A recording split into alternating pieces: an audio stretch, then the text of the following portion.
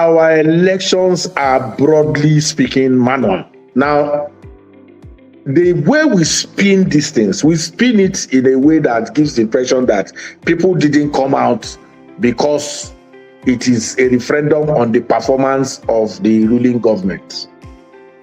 That is a plot, that is a possible reason.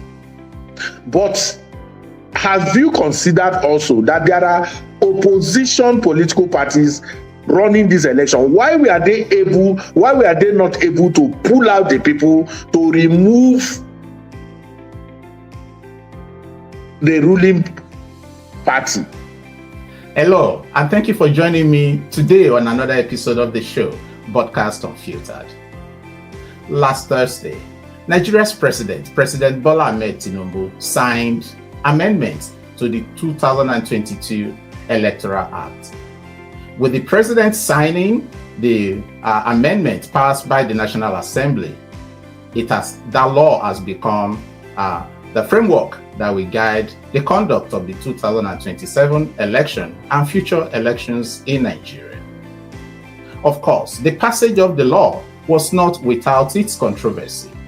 It wasn't without its disappointment, depending on what side of the argument you stand on. Today on the show, we'll be taking a further look into issues still surrounding the passage of the amendments to the 2022 Electoral Act, including the conduct of elections in the Federal Capital Territory, the 6 area councils of the Federal Capital Territory, as well as by-elections that took place in Kano and in Rivers State over the weekend. Today I'm joined on the show by Mr. Ezenwa Nwangwu, a leading Nigerian civil society activist and governance advocate with years of engagement in electoral reform, citizen participation, and democratic accountability. He is the Executive Director of PAACA Advocacy and Advancement Center in Africa. Eze, as we fondly call him, has worked with civic coalitions monitoring elections, including IAGA Africa, as well as he's been on the front lines advocating transparency and strengthening democratic institutions in Nigeria and beyond. Please join me in the studio as I welcome my guest. All right, Eze, thank you for joining us on the show today. Let's dig into this, right on. Last week, the National Assembly concluded its deliberations on amendments to the 2022 Electoral Act, and swiftly, the president signed the bill. He signed it into law, I think about 24 hours after the National Assembly concluded its deliberations. Now, you were pretty much, a keen, I want to say observer, but I think your role was much more than that of an observer in all that transpired around the controversies that surrounded the passage of the amendment. Overall, what's your take on the process as well as the final outcome of the new electoral law that Nigeria has? Do you think the law that was passed, does it reflect the interests, the desires, and the aspirations of Nigeria for Nigeria's electoral framework? Over to you. Well, thank you both for having me. I think basically that we have a penchant for reforms. Especially the Electoral Act. The Electoral Act has become the most amended piece of legislation since our return to democracy in 1999. And why that is so is that there's always some intention to cure whatever perceived shortcomings of the extant law. And I believe also that amendments must be targeted to curing something. And so it may not be sweeping, what we have may not be sweeping. As you know, the consideration was more than about 100, above 100 clauses, close to 130 clauses or thereabouts were considered. And so there are some that had far-reaching consequences for, if you like, not just the electoral process, but even the democratic space completely. If you look at, for instance, the issue of primaries of the parties, where parties now will have to go for direct primaries or consensus, that has eliminated the issue of delegates. And you know that our leadership recruitment process, the political parties conduct the primary elections, and in some sense they are an electoral management body in themselves. The quality of the primaries they've been conducting that had to do with delegate elections will never have passed any integrity tests. It was transactional, if not diabolical. So if you now have a new law that seems to eliminate the delegate system and allow party members to directly elect, I think that is something fundamental.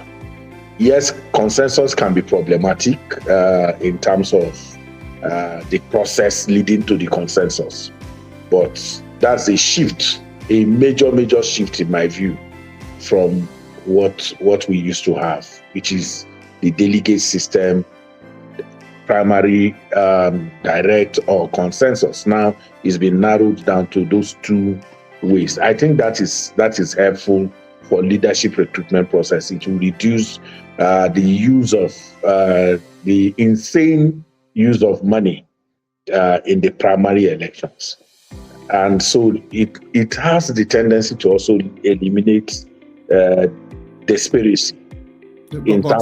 Eze, I'm sorry to cut in. Don't you think the law prescribing, being so directional, is perhaps an overreach of what the law should ordinarily be? I understand the fears concerning, bad money or the influence of money coming into party primaries and all of that. Shouldn't it be that political parties have, the sole right to determine how their candidates emerge? And then we look at other issues, including party financing. And of course, we still come, to this issue because one of the things that the new law has done is to increase the amount of money that candidates can spend, from president down to, councillors and what have you. But don't you have that concern? I hear you. I hear you loud and clear. But every law must be contextual. It has to take into context what are the challenges that you face that you need to deal with. We are dealing with a situation in which self-respecting people like you, but cannot. That system criminalized aspiration to the point where it became that people who wanted to contest elections, some of them got indebted to banks, some sold their properties, some became slaves to negative godfathers who either took them to shrines or got them to sign undertakings that were, very deleterious. So the challenge is that we are dealing with, as much as what the point that you raise is valid, but we are dealing with an existential threat that you needed to deal with. Progressively, you can come to that point where you begin to talk about. And then there's a sacred duty. The leadership recruitment process that the political parties handle is very sacred. If you do not introduce some kind of regulation in our own environment in which politicians, their political parties are completely absent from anything reform, you may not get. So ours is a desperate situation that is requiring desperate response. That's the way I want to look at it. But the point you made is valid. But you know, we are the party system itself is growing. In truth, I am one of those people who are even questioning whether what we have currently, you can call them political parties. Since they are special purpose vehicles, you have to ensure that there are break limits. You have to put break limits. If you don't put those break limits for the SPVs that they've become, then you leave them to run wild, and that can crash the whole system. So that's for me what may be a good point, you know, in terms of what gains this amendment could have brought. And then for the one you directly referred to, let me deal with it immediately. The issue of campaign financing. The truth is that those figures mean absolutely nothing, because whether they are 10 million or 1 billion or 2 billion, the political parties live in breach of them. If you eventually look at the cost of adverts, the cost of mobilization and the rest of them, the figure that you had in the Electoral Act of about 5 billion for a presidential candidate's spending limit was very, very restricting. And I think that it's okay to liberalize it the way they have done. But that's not, in reality, nobody, that's one of the, and you are the experts in this board, nobody has been able to track in reality how much our politicians spend. So if they peg it at a point where at least it liberalizes their ability to spend money. But the bigger question is who brings this money, who contributes to it? Those are the issues.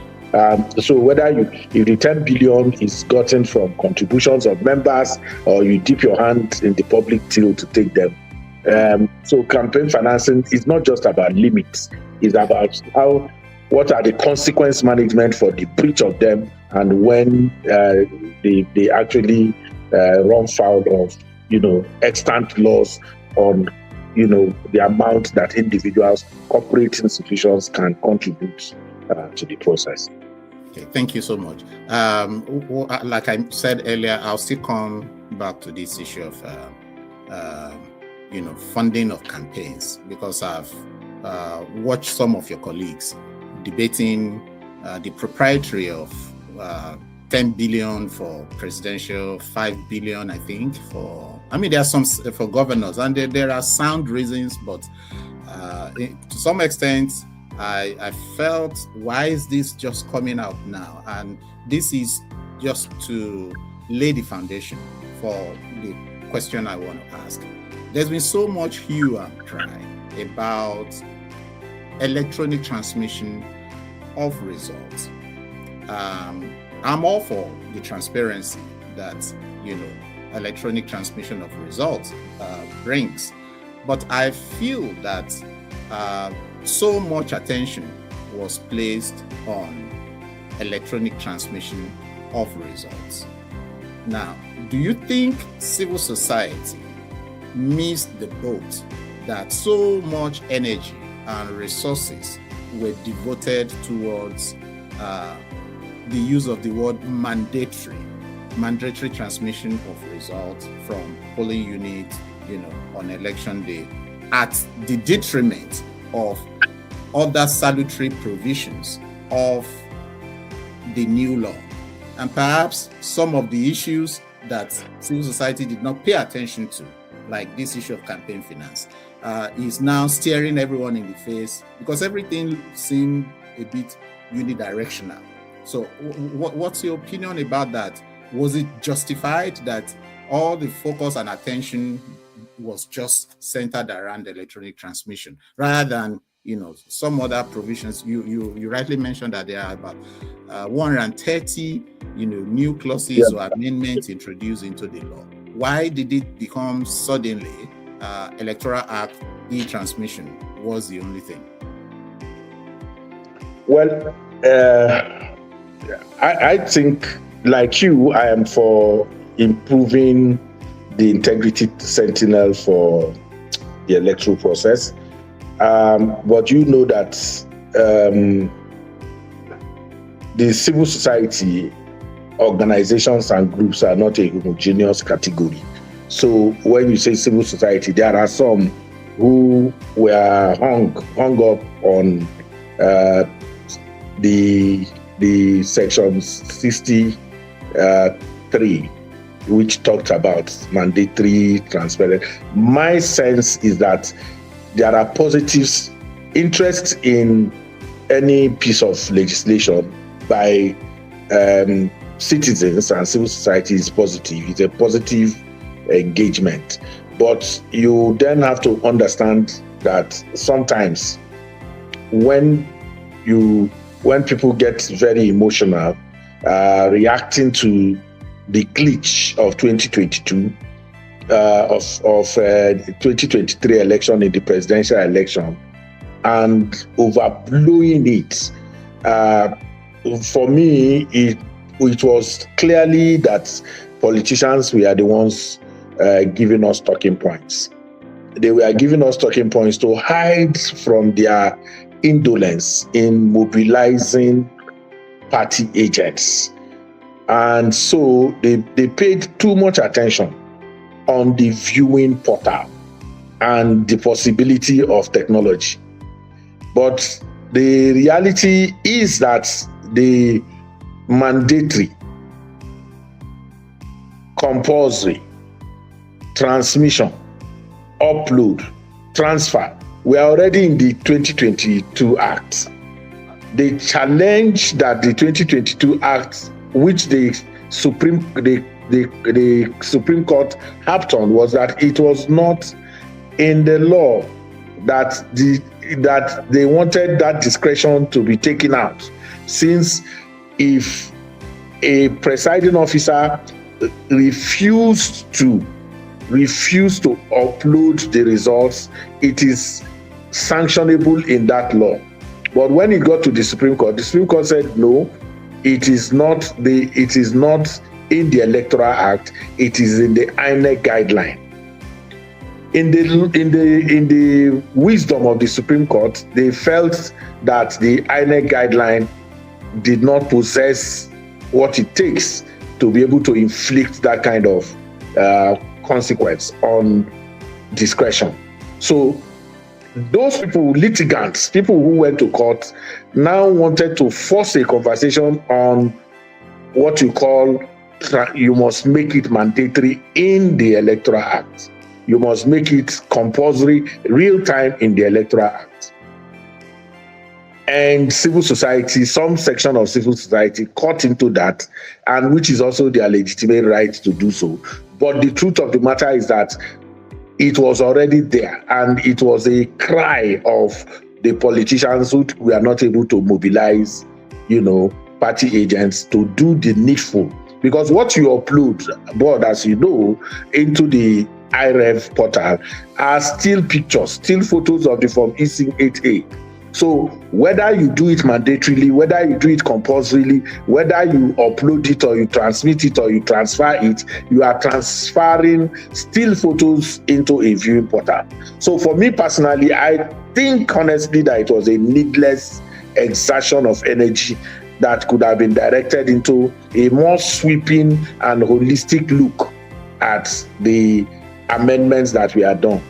But the beauty of all of this is that it is a piece of law, and if we test it through, we'll be able to see where there are gaps, and it's not just something that is time barred. If you look at it and it doesn't work, we could go back for amendment at some other time. All right, thank you. And maybe over the weekend, as the elections were going on in the FCT and the six area councils, I was very much studious around what was going on the INEC's IREV portal. But right now, things are a bit muddled, for me, and I think for many others who are far off, who are observing the debate as well as the aftermath of the February 21st, 2026 FCT election. I'm a bit confused, and please help me here. Because I think people are conflating real-time results tabulation electronically with real-time upload of physical result sheets. Now, those physical results sheets, I'm not holding brief for anyone. From my very distant location, watching what was going on right after the elections were over, I would say I saw quite a number of results, and perhaps quicker than what I think a lot of people are saying it is. But do we need a form of public education, voter education, that what we have in the law is not an automatic system that begins to calculate the results once they are put on? What we just have are like fax. It's like back in those days when we send fax, through the fax machines. What you receive is what you receive. You still have to walk through whatever that document wants you to do. So, because I think much of the argument was, upload the results real time, and it's like it will calculate itself. Or is it me that is getting? No, absolutely. But you are not confused at all. You are correct. We had town halls in my organization. Had town halls in 28, close to 30 states in Nigeria. Electoral reform town halls, and side by side there was a media training. The most worrying concern for me, after physically being in almost all of those town halls, was the level of ignorance of the legal regime with which our elections are conducted. And this ignorance is not among people you will call ordinary folks. It's among the most enlightened segment of society. Today, as you speak now, even right now, if you do a vox pop on the law that's been currently amended, you will be shocked that if you are talking to 10 people, just about 2 people have had time to even take a look at what that law consists of, And the Electoral Act 2022 suffered the biggest tragedy of ignorance among people who talked election, because not quite a lot of people even knew by what legal regime elections are being conducted. So most of it is based on, public commentary, what people hear from people, and not a detailed interest in finding out what the law consists. First, our elections are, broadly speaking, manual. It is manual to the extent that you accredit and vote. After accreditation through the beavers, you now vote manually. Votes are sorted manually,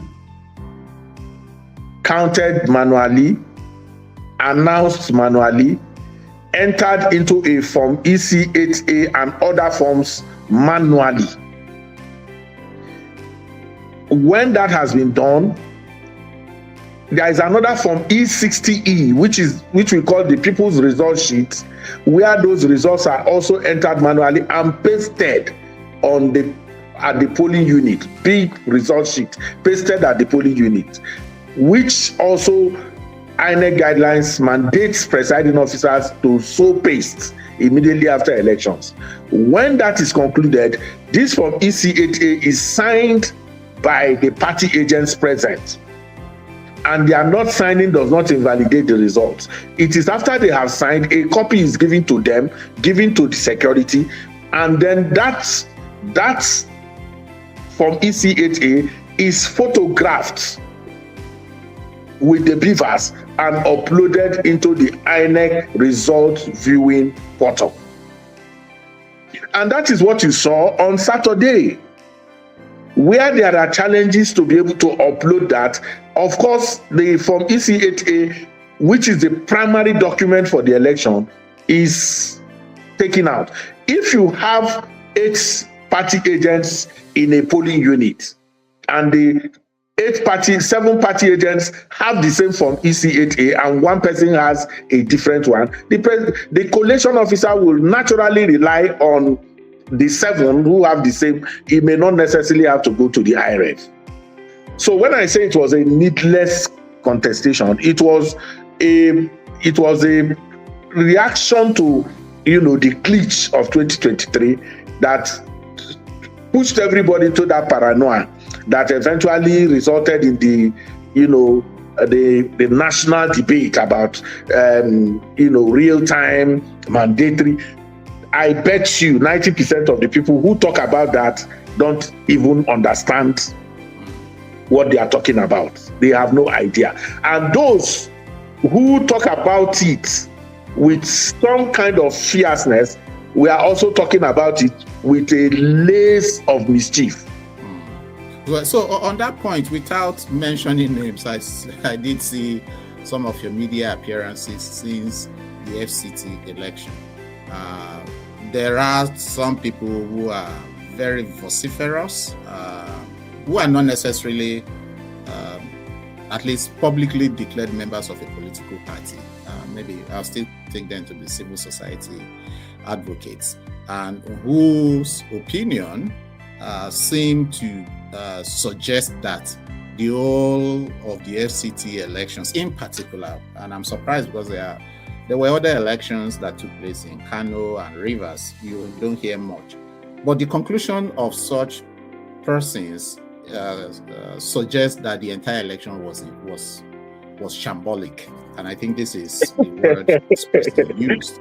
But those are the kind of language we are using as student leaders. All those shambolic and all those things. I mean, when we use those words as student leaders, we were standing on terra firma. Yes. We use those words, and when we use them, we are the facts. We didn't just throw words around. But I think there's a lot. No, there are some. Let me give you one example, just for you to laugh. When you come and say, no choice in itself is a choice, and every choice is a choice. You have just played on words. People will clap for you. In the part of the country where I schooled, they will say, "Lie away." Then you can say, ornithological specimen of identical plumage invariably conglomerate to the nearest proximity. They will say, "Lie away." They will clap for you. That's what I'm talking about. That's what I'm talking about. So, but the truth of the matter is that if you are invested in the process, and I've had a place, I've been around media houses, many people don't understand scale. They don't understand that in election, you are not talking, if you have 500 polling units and there are infractions in even 10 polling units, it may not impact that election negatively, as you say. You're right. I've had, and the media, because it's pedestal and thrives on sensationalism, and say violence, for instance, in 4 polling units, they will just say violence masked the FCT election. So if board is in the United States of America, takes a Nigerian newspaper and looks at the headline without going back to read the inside pages, you come out with the conclusion that that election may probably. So, but it is when you now take pains to say how many polling units, how many people were involved in this election, 1.6 million people, 6 area councils, only 3 of those area councils are cosmopolitan. The other 3 are as far-flung as you can take 2-3 hours on a bike, going into some of the in the Federal Capital Territory. Yeah. So when you see people who sit in the comfort of their offices who are doing desktop analysis of elections and doing analysis, and when they hear you taking these details, they don't understand that that is what you do on daily basis. So you have closet civil society people who are actually, so-called civil society people who are actually closet party members, reflecting their sympathies in their analysis. One political leaning or the other. In fact, there are some who have actually been government officials. They have actually worked for a particular political party, and they are out of power right now, and they come back to civil society. And when you hear them talk, you won't understand that they are actually consultants to those same political parties they were working for, or political interests that we were working for.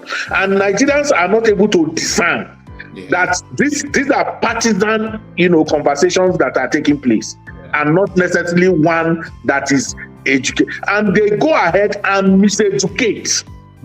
Deliberately, intentionally miseducate the public. I hear you, and so that people don't get it confused, we are not civil society bashing here or media. No, not at all. I think this conversation we're having it because it's also important that the public gets well educated. There was a comment by someone, a mutual person that probably I won't mention his name here, but offline I can mention his name to you, who posted on Facebook that that voter turnout was quite low on Saturday in FCT. And I replied, to that person that I think we all have to introspect and ask ourselves, to what extent have we built, interest and confidence in the public to even embrace this election? Because we've all been very, we need to be hard. But let me tell you something. Election is a contest. Now, the way we spin these things, we spin it in a way that gives the impression that people didn't come out because it is a referendum on the performance of the ruling government. That is a plot. That is a possible reason. But have you considered also that there are opposition political parties running this election? Why were they not able to pull out the people to remove the ruling party? They now say, when you hear this narrative, the legitimization of elections and the language that is used at times is deliberate to cover the indolence of an uninspiring opposition. And it is something people don't want to say, because an inspiring opposition should be able to mobilize the people. They say, they have already, you keep hearing, they've written the results, and I asked them, I said, in 2023, this FCT is currently being represented by Senator Kingibe, a member of opposition political party. They say, it was a wave that brought her. The same INEC conducted that election that allowed that wave to blow the woman into the National Assembly. In this same 2023 election, you are saying your votes don't count. The 2023 election produced the most diverse National Assembly since our return to civil rule. This 2022 Act, and by implication 2023 election, caused 7 governors to lose election to incumbent governors to return to Senate. To come to Senate. So if the votes of the people don't count, how can an incumbent lose an election organized sometimes even by the parties, by dominant political party that they are members of? So that argument is no longer holding water. The indolence of the opposition political parties they have to mobilize. If the people are no longer satisfied with the ruling party, what you do is to make sure that you pull out the people to come and remove them. But look at the votes that they were scoring. The ruling party was even the one behaving as if it was in opposition. Yeah, I mean, I saw. No, behaving as if it was in opposition. You didn't see them. They didn't have party agents, and we made these things in 2023. Yeah. They are looking to INEC, I rent. Their concentration is I rent. And nobody, let me tell you why people are so scared of having this kind of conversation. It is an inconvenient conversation. Because the popular trend is to back, don't say anything about opposition. If you say anything about opposition, you are supporting the incumbent government. But are they sacred? We will hold government accountable, but we will also push out the irresponsibility and indolence of an opposition that is not inspiring and bringing the confidence that is required to make the change that we desire. Yeah, I mean, you're right, Eze. With all sense of modesty, I've had the benefit of, being part of elections in different places. And one of the things that worries me the most about Nigeria's opposition is that we are now literally 11 months, because we're still waiting for the INEC chairman to announce the revised timetable for the election, since we are such a religious country that anytime there's a religious event and we have a national event, we'll push it aside. But chances are the elections may hold in January or early February. Who knows? It may be December of this year even. But in other places, by now, you will know who is going to be the opposition candidate. Ghana, as much as we would like to flex muscles that we are bigger than Ghana, the MPP has already announced. And the election is in 2028. In 2028. So that gives sufficient time for the candidate to sell his programs, his ideas, and even run as a shadow government to the current government until, that time comes when the election will take place. So at the moment, opposition parties in Nigeria have not even announced what the guidelines for their party primaries will be. Of course, the excuse will be we were waiting for the amendment to be passed by the National Assembly. But there is something called planning, contingency planning. And, I don't know how much of research and development unit some of these political parties have. So the infrastructure within opposition parties also to contest and win election against the behemoth that APC has become. Some few days ago, APC was in the doldrums, but here you are today. APC has become so strong and it's even entrenching itself. So let me ask you this question. Maybe we'll just move away a little bit from the FCT election and the controversies it's still generating. But what does the election last weekend, what does it tell you about the readiness of opposition political parties? And I'm not looking at one, we have a motley of. I'm completely uncharitable about the way I look at them, and I have no apologies about that. Yeah. I think that what has happened is that they have elevated political figures above political parties. So what Nigeria engages now is our political figures. Political parties are waiting. They are actually waiting for fallout. They want to see whether there will be an implosion in the ruling party, and if they can profit from that implosion. And then within their own special purpose vehicles that they are coupling together, they are also waiting to see what crisis, not waiting to manage the crisis. They want to see let's see what fallout. In 2023, some guy who became presidential candidate bought funds to be as an aspirant in a political party, paid 6 months to that time, he became presidential candidate of another political party. The level of indiscipline, the level of lack of rigor among the opposition political parties makes them uninspiring. And what we are engaging is people who are, you can't even call them members of political party, because in reality, they have made themselves bigger than the structures of those parties. Yeah.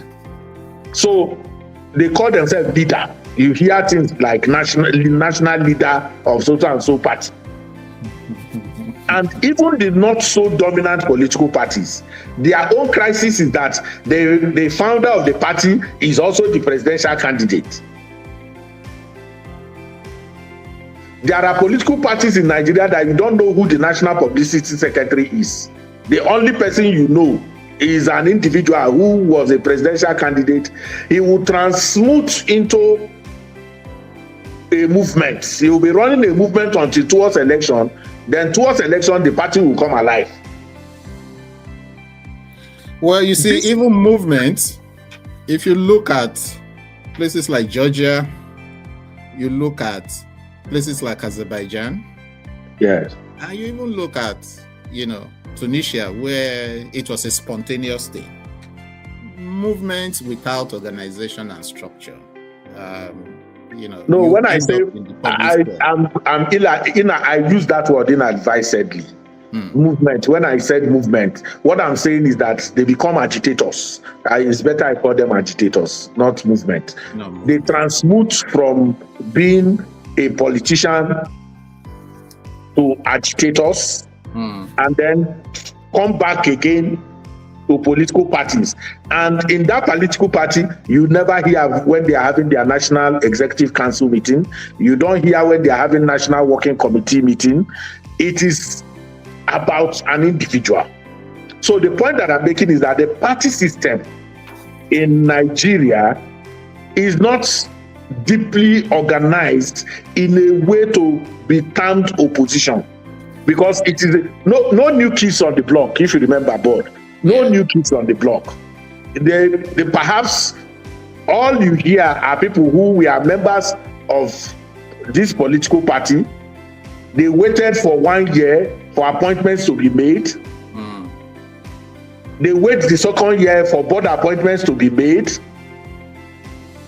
And on the third year, they become opposition. Yeah. So their motive is very clear. It's not about building any political party. It's about capturing power.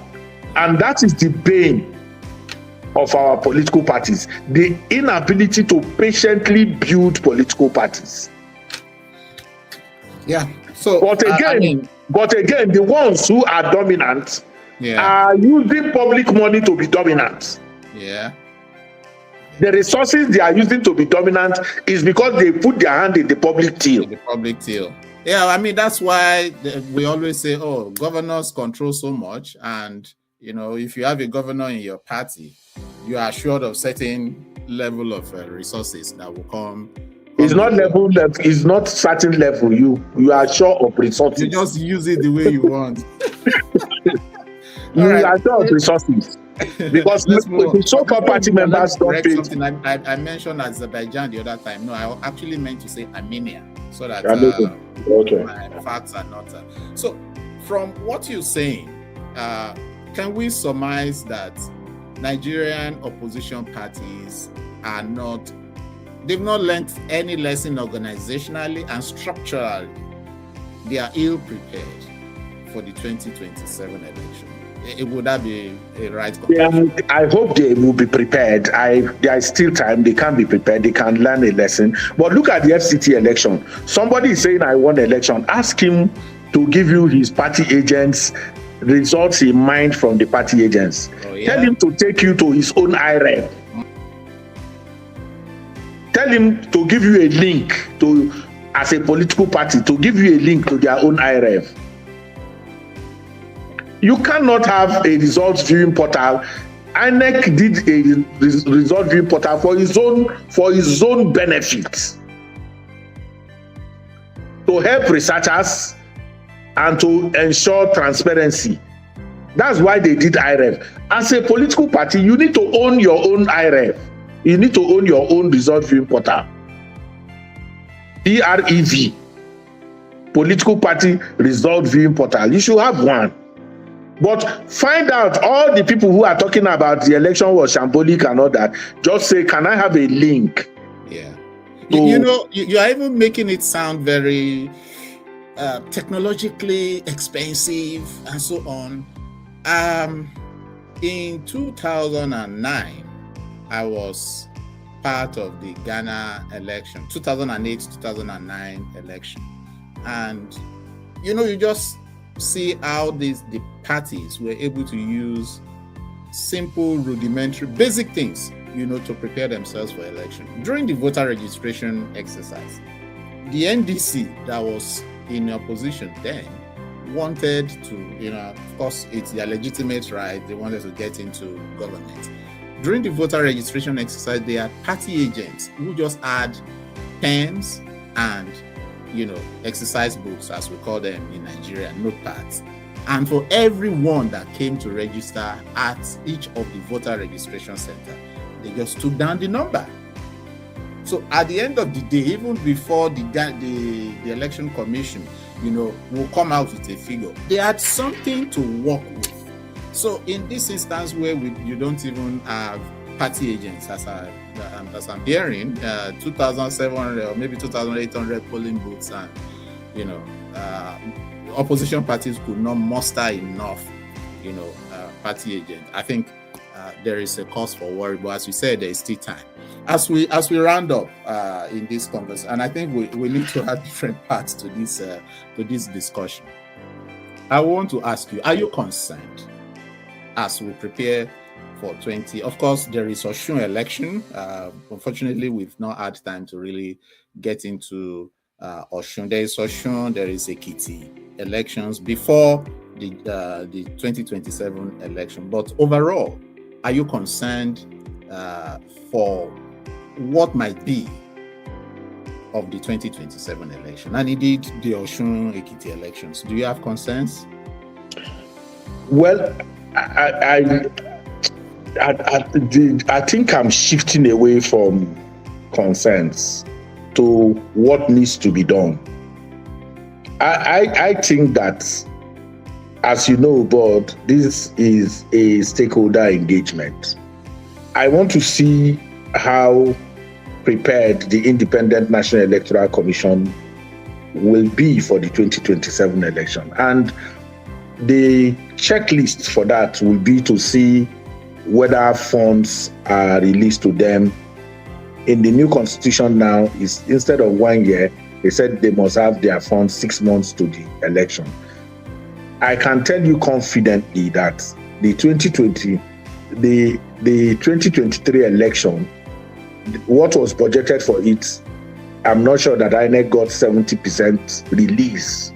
So the problem is not budget, it is the challenge of release of funds to the election management body to be able to do what it has to do: logistical preparation, vendors and trainings, and the whole conversation around technology preparation, civic tech groups, the what do you call them, the service providers, all of those variables that can make for credible elections. I want to be able to monitor and see how the Independent National Election Commission is responding to all of these issues. So as time goes on, my worry or satisfaction will come from how much I can see that they are moving. And for many of us, we are process watchers. We are more interested in the process than actually the outcome.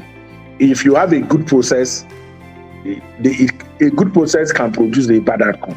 Yeah. But it's worse if the process is bad. Even when it produces a good outcome, that good outcome will lack legitimacy. So I'm interested in INEC. How much are they preparing? What are they going to be doing? I want to see how security agencies are prepared. I want to see the infrastructure of elections improving, meaning that if you will need vehicles, police will need vehicles. You are not going to buy new vehicles for 2027 elections. You want to be able to see how security provisioning is being mapped out. In terms of, so if I see a movement that looks like people are not just thinking that election 2027 is far away, that there is that urgency to security provisioning and the risk mapping that follows it, I would be a bit satisfied or concerned. I want to see the level of civic political education that can be thrown in before 2027. Yeah. The more ignorant people are, the more you are likely to face crisis of perception. What we suffered in 2023 was not that we did not organize a good election. We allowed politicians to seize the narrative. And in seizing that narrative, they threw a perception of Armageddon that never was. So political civic education needs to come strong between now and 2020. And INEC, National Orientation Agency, the political parties and civil society groups and organizations have very strong role to play in that. And then our cultural infrastructure. How are we able to manage mindsets? Figures, I've said it somewhere, figures, numbers, technology mean different things to politicians than what they mean to us. We need to unpack those things.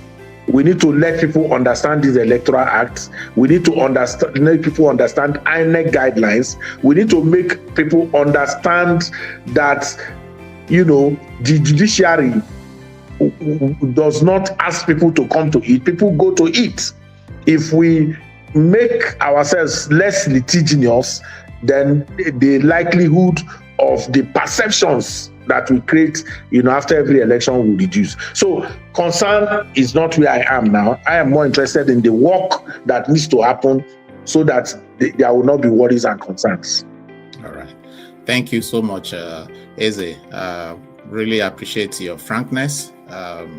You were not scared to step into some minefields, in the course of this interaction. I think those are the kind of frank conversations we need to have with ourselves. Well, anybody that has a problem with what we have said can approach you so that you bring the person to bring a contrary position. That's what this is about. We can't be afraid of debates.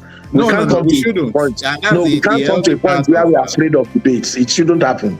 And that's why it's important that, and I congratulate you for this effort, this podcast. If there are people who feel worried about it, they are free to approach you to say, please bring me on board so that I can share my own perspective. And we don't lay any claim to God that we're almighty. We may not have all the knowledge. There could be people who have superior knowledge. They can bring it out, and then we all benefit from it. Thank you so much. No, thank you so much. Again, this is one part of continuing conversation, because, as you said, the process is very, very key. Elections are never an event by themselves. It's a process. And in the development world, we talk about the electoral cycle.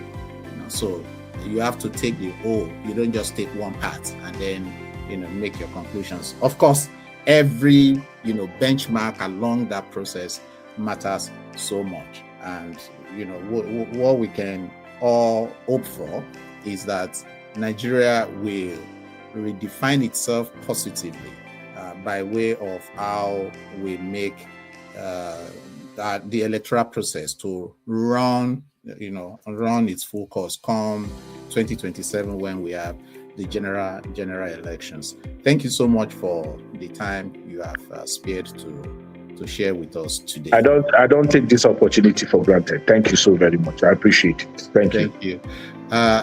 Interesting conversation with Eze. No holds barred, and indeed, as we discussed,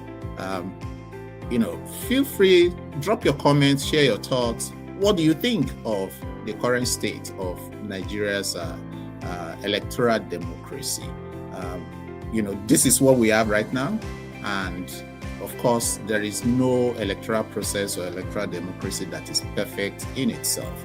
It is how we all work together, we rally around, to make our processes work, for the good of the people. I think that is what is important at the end of the day. So we still have a few months leading to the elections in 2027, in addition to those off-cycle elections that will take place in Nigeria this year, in Osun State as well as in Ekiti State. They are all important. What is key is that what makes a democracy are the people. Our democracy should not become a democracy that is captured by elites. Political parties should not just exist as special, purpose vehicles for some individuals to capture power, and then the rest of us will be sleeping easy on our beds and expecting that those ones they will do exactly what we want. We have to be involved in the process. Identify if you're so much interested in joining a political party, do so. And if you engage, mobilize, sensitize those within your community about the importance of participating in elections. Nigeria cannot have over 93 million voters, and what we have at the end of the day are just 35% of that turning out for elections, or in the case of the FCT, where only 14% turned up for the election last Saturday. It does not speak well. But that question is left for us as citizens of the country, why we don't turn up. And if you don't turn up, it will not stop a winner from emerging. Thank you for joining us on the show today. And if you are here and you've not subscribed to this show, hey man, hey sis, what are you waiting for? Please join us by subscribing, by clicking the button below. And until the next episode, I say stay blessed.